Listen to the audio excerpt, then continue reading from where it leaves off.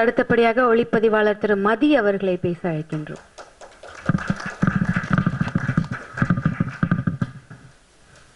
வணக்கம். இந்த கதையை நான் படிச்சிருக்கேன். ரொம்ப இயல்பான கதை. வசந்தகுமார் பெரிய ஹார்ட் ஒர்க்கர். நான் அவர்கிட்ட கேமராமேனாக ஒர்க் பண்ணியிருக்கேன்.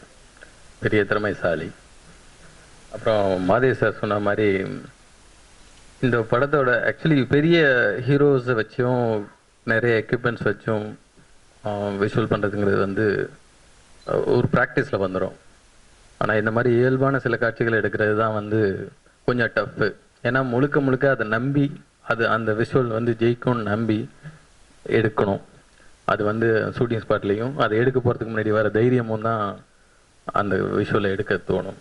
அப்படி பார்த்தீங்கன்னா இதில் இருக்கிற எல்லா ஃப்ரேமும் வந்து ஏதோ ஒன்று நம்பி எடுத்திருக்காங்க. கண்டிப்பாக அந்த நம்பிக்கை வந்து பெரிய ஒரு சக்ஸஸ் கொடுக்கும். அந்த சக்ஸஸ் ஒரு பெரிய சக்ஸஸ் ஆனார்னா அதை விட அது வந்து எனக்கு பெரிய மகிழ்ச்சியாக இருக்கும். நன்றி.